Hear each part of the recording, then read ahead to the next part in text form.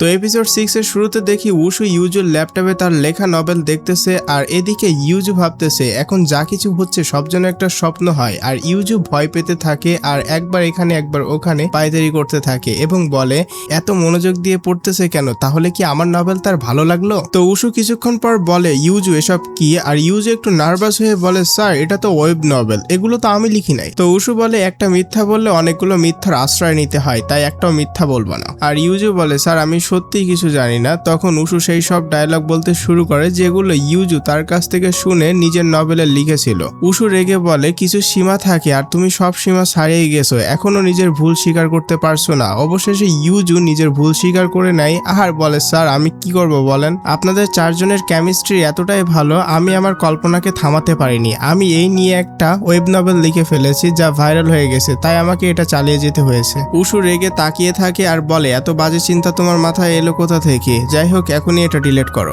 এটা শুনে ইউজু হতবাক হয়ে যায়, কি ডিলিট? না আমি এটা করতে পারবো না। সে হাত জোর করে কাঁদতে থাকে, প্লিজ স্যার একটু দয়া করুন, আমি এটা ডিলিট করতে পারবো না। তারপর আবারও হাত জোর করে অনুরোধ করতে থাকে, প্লিজ আপনি এমন বলবেন না, আমি মরে যাব, তবুও এটা ডিলিট করতে পারবো না, আপনি শুধু আমাকে একবার মাফ করে দিন। তখন উশু বলে যে স্টুডেন্ট নিজের টিচারদের নিয়ে এমন জঘন্য কথা লিখতে পারে তাকে আর যাই হোক তাকে কখনো মাফ করা যায় না। তারপর বলে তুমি যদি ডিলিট না করতে পারো তাহলে দাও, আমি ডিলিট করে দিচ্ছি। যখন সে ডিলিট করতে যাচ্ছিল ঠিক তখনই ইউজু তাকে ধাক্কা মেরে ল্যাপটপ বন্ধ করে দেয়। উশু আবার ল্যাপটপ খুলে দেখে এখন পাসওয়ার্ড চাচ্ছে। এতে উশু আরো রেগে যায় আর ইউজুকে বলে পাসওয়ার্ড দাও, কিন্তু ইউজু নিচে বসে পড়ে কাঁদতে কাঁদতে বলতে থাকে স্যার প্লিজ আমাকে মাফ করে দিন, আমি প্রমিস করছি এখন থেকে পড়াশোনায় মন দিব, ম্যাথও শিখবো, আপনি শুধু আমাকে এইবারের মতো মাফ করে দিন, কারণ মরতে থাকা মানুষেরা একটা ইচ্ছা তো পূরণ করা হয় আর আমি বর্তমানে সেই সিচুয়েশনে আছি। তাহলে কি আপনি আপনার এই অসহায় স্টুডেন্টকে মাফ করবেন না? আমি সত্যি এটা ডিলিট করতে পারবো না, প্লিজ একটু দয়া করুন, আমার তো শ্বাস বন্ধ হয়ে যাচ্ছে। তখন উশু চুপচাপ তার দিকে তাকিয়ে থাকে যেন তার প্রতি একটু মায়া হয়েছে আর কি। তো সে বুঝে যায় ইউজু তার নভেল বা বিএল নিয়ে খুবই সিরিয়াস। অন্যদিকে ইউজু কাঁদতে থাকে এবং বলতে থাকে উশু যা বলবে আমি সব করব, শুধু ডিলিট করা ছাড়া। এইভাবে কাঁদতে কাঁদতেই 30 মিনিট কেটে যায় আর উশু তখন কিছু না বলে চুপচাপ তাকিয়ে থাকে যেন সে অপেক্ষা করছে দেখি সে কতক্ষণ কান্না করতে পারে। শেষে ইউজু ক্লান্ত হয়ে যায় আর মনে মনে ভাবে এই রাগীর লোকটা গলছে না কেন। তখন উশু বলে তোমার কান্নাকাটি তো শেষ হয়েছে আর তুমি তোমার নভেলও ডিলিট করতে চাও না, তাহলে কাল তোমার প্যারেন্টসকে স্কুলে নিয়ে আসো, কারণ সবাইকে তোমার এই কাজ সম্পর্কে জানা উচিত, এমনকি সব টিচার আর পুরো স্কুলও জানবে। এটা শুনে ইউজু আরো ভয় পেয়ে যায়। সে বলে না স্যার আমি এটা করতে পারবো না, আমার মা এটা জানতে পারলে আমাকে মেরে ফেলবে। উশু বলে তাহলে এমন কাজ করোই বা কেন যেটা কাউকে বলতে পারবা না? আমি তোমাকে দুইটা অপশন দিলাম, যদি প্যারেন্টসকে না আনো তাহলে কালকের মধ্যে এটা ডিলিট করতে হবে। এটা বলে চলে যায় আর ইউজু হতভম্ব হয়ে দাঁড়িয়ে থাকে। সে নিচে পড়ে যায় আবার কাঁদতে শুরু করে। এরপর দেখা যায় সে বাসায় ফিরে এসেছে। তার মা বলে আজ তোমার পছন্দের খাবার রান্না করেছি, কিন্তু ইউজু বলে না আমার খেতে ইচ্ছা করছে না। আর এটা শুনে ইউজুর বাবা অবাক হয়ে জিজ্ঞাসা করে কি হয়েছে, শরীর খারাপ? সে বলে না আমার শুধু মনটা ভালো নাই। এবং সে নিজের রুমে গিয়ে আরো চিন্তায় পড়ে যায় এবং সে ভাবে আমি কোনোভাবেই নভেল ডিলিট করতে পারবো না, কিন্তু যদি সবাই আমার এই অ্যাডাল্ট ইমাজিনেশন সম্পর্কে জেনে যায় তাহলে খুব খারাপ হবে, তবুও আমি এটা ডিলিট করতে পারবো না। এই চিন্তায় আমার মাথা ফেটে যাচ্ছে। আর রাতে অন্যদিকে গিজিওন আর ডংজু টিভি দেখছিল। ঠিক তখনই উশু বাসায় ফিরে আসে। তাদের এত কাছাকাছি বসে থাকতে দেখে তার মাথায় ইউজুর নভেলের সেই দৃশ্যগুলো ঘুরতে থাকে। সে কল্পনা করতে থাকে যেন গিজিওন ডংজুর কাছে গিয়ে রোমান্স করতেছে। এটা দেখে উশু এক মুহূর্তের জন্য শক খেয়ে যায়, আমি এসব কি ভাবছি। তারপর সে চিৎকার করে বলে দূরে বসো, এভাবে একে অপরের সাথে লেগে থেকো না, এটা বসার কোনো ভদ্রতা? আর ওরা দুইজনেই ভয় পেয়ে যায়। কি হয়েছে তোমার? উশু চলে যেতে থাকে, কিন্তু আবার কানে শব্দ আসে যেন গিজিওন ডংজুকে বলছে আরেক রাউন্ড খেলি প্লিজ। আসলে তারা গেম খেলছিল, কিন্তু উশুর মাথায় এখন সবকিছু ভুলভাল আসছে। ঠিক তখনই দাজুও আসে। সে বলে আমিও খেলবো। তিনজন একসাথে খেলতে প্রস্তুত হলে উশু আবার চিৎকার করে থামায়, বলে এক রাউন্ড হোক বা দুই, তোমরা তিনজন একসাথে কিছুই করবে না, দূরে থাকো। এটা বলে সে চলে যায়। আর তারা কিছুই বুঝতে পারে না। রুমে গিয়ে উশু নিজেই ভাবে আমি হঠাৎ কেন এমন ভাবছি, আমার কি হয়েছে, আমি কি আমার বন্ধুদের উপরে সন্দেহ করছি? তারপর সে ইন্টারনেটে বয়েজ লাভ সার্চ করতে শুরু করে। আর অন্যদিকে ইউজু কল্পনা করছে তার এই বোল্ড নভেলের জন্য তাকে জেলে পাঠানো হয়েছে, স্কুলেও ঘোষণা করা হয়েছে তার এই অপরাধের কথা। তার বন্ধুরা এসে তাকে দৌড় দিচ্ছে আর বলছে তুমি সবসময় তো নিজেকে ইনোসেন্ট বলতে, কিন্তু তোমার মাথায় এইসব চলতো।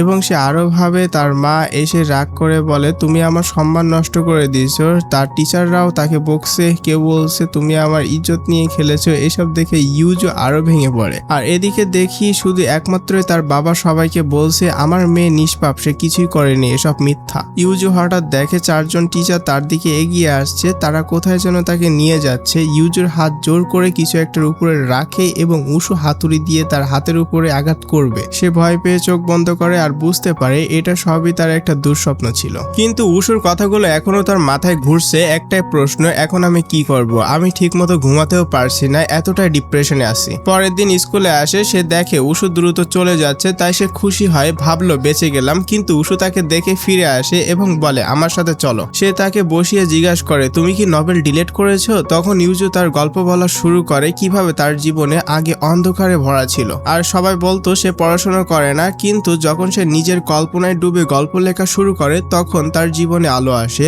এটা তার নিজের একটা আলাদা জগৎ যার জন্য সে গর্বিত। কিন্তু আপনি আপনার স্টুডেন্টের সেই আশার আলোটাই কেড়ে নিচ্ছেন। উশু বলে তোমার কি আর কিছু বলার বাকি আছে? ইউজু বলে আপনি আমার দিকটা বোঝার চেষ্টা করুন। উশু বলে তুমি কি আমার দিকটা বোঝার চেষ্টা করেছো? যদি তুমি তোমাকে নিয়ে এমন একটা গল্প লিখতে তোমার কেমন লাগতো সেটা বলো। এর উত্তরে ইউজু বলে কিন্তু স্যার ভালোবাসা তো ভালোবাসাই, এতে কারোর কন্ট্রোল থাকে না। উশু বলে আমার এতে সমস্যা নেই। তখন ইউজু বলে তাহলে আপনি হয়তো রোমান্টিক সিন নিয়ে সমস্যায় আছেন। উশু বলে না সেটাও না। তখন ইউজু বলে তাহলে বুঝেছি আপনার খারাপ লেগেছে কারণ আমি আপনাকে টিচারের চরিত্র বানিয়েছি, যা সত্যি ভুল, আমি আন্তরিকভাবে দুঃখিত। উশু রেগে গিয়ে বলে তোমার দ্বারা কিছুই হবে না, তুমি এখনো বুঝতে পারোনি আমার আসল সমস্যা কোথায়। ইউজু বলে স্যার আমি সত্যি বুঝতে পারছি না, আপনিই বলুন। তখন উশু বলে আমাকে শুধু এটা বলো এই গল্পে হিরো আমি না কেন?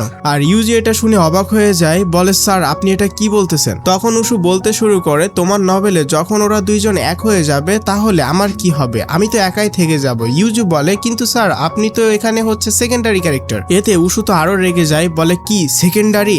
আমি জীবনে কখনো সেকেন্ড হইনি কোথাও, সব সময় ফার্স্ট হয়েছি, আর তুমি তোমার নভেলে আমাকে সেকেন্ডারি ক্যারেক্টার বানিয়ে দিলে? মানে ভাই বুঝতেছো উশু কি বলতেছে? সে শেষে আরো বলে যদি তুমি নভেল ডিলিট না করো তাহলে আমাকে হিরো বানাতে হবে আর প্রত্যেকটা এপিসোড পোস্ট করার আগে আমাকে দেখাতে হবে। ভাই উশু কি পাগল হয়ে গেল নাকি? আমি তো কিছুই বুঝতেছি না। তো ইউজুর কিছু করার নাই, এই জন্য সে ভেবে বলে ঠিক আছে স্যার আমি রাজি। উশু খুশি হয়ে চলে যায়। ইউজু মনে মনে বলে এই লোকটা কি সত্যি পাগল হয়ে গেল?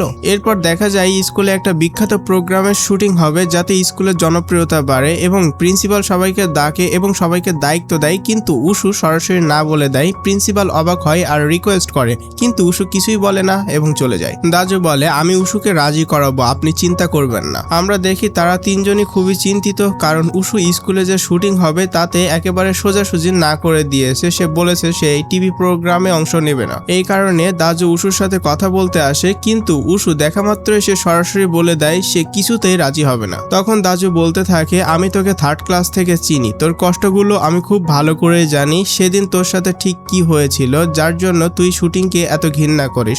তখন উশু বলে যদি জানিস তাহলে আমার মাথা খাইস না। তো দাজু তো এমনকি হাতে পায়ে পড়ে যাওয়ার জন্য প্রস্তুত হয়ে যায়, প্লিজ রাজি হয়ে যা। কিন্তু উশু তাকে ভালো মতো বকা দিয়ে সেখান থেকে চলে যেতে বলে। তো দাজু সেখান থেকে মাথা নিচু করে চলে যায়। আর তার চলে যাওয়ার পর উশু ল্যাপটপের স্ক্রিন চেঞ্জ করে এবং এটাই শুধু দেখতে থাকে ইউজু এখনো পর্যন্ত নেক্সট এপিসোড আপলোড করছে না কেন, আর বলে এপিসোড 4 কবে আসবে, আমি আর ধৈর্য ধরতে পারছি না। আর এদিকে ইউজু আরো চিন্তায় পড়ে যায়, দেখে সবাই কমেন্ট করতেছে এপিসোড 4 আপলোড করো, কিন্তু সে আপলোড করতে পারছে না। তারপরেও সে এপিসোড 4 লেখার ট্রাই করে কিন্তু সে লিখতে পারে না আর বলে এইসব চুম্মাচাটি উশু স্যারকে নিয়ে আমার দ্বারা সম্ভব না। পরের দিন স্কুলে আসার সময়ও সে এইসবই ভাবতেছিল যে পরের এপিসোডে এখন আমি কি লিখবো। ঠিক তখনই উশু সেখানে আসে আর জিজ্ঞাসা করে এপিসোড 4 এখনো আপলোড হয়নি কেন? আগে তো রেগুলার রিলিজ হতো, কিন্তু এখন হঠাৎ করে আপলোড বন্ধ হয়ে গেল কেন? ইউজু সরি বলতে থাকে, কিন্তু উশু বলে তোমার সরি আমার লাগবে না, আমার দরকার একটা শক্তিশালী স্টোরি। তুমি আমার চরিত্রের ভিতরে ঢুকে দেখো, ওইখানে নিশ্চয়ই ভালো কিছু দিক দেখতে পাবে যেগুলো তুমি আগের এপিসোডগুলোতে বাদ দিয়ে ফেলছো। তাই এখন তোমার উচিত আমার সেই ভালো দিকগুলো বের করে আমার চরিত্রকে আরো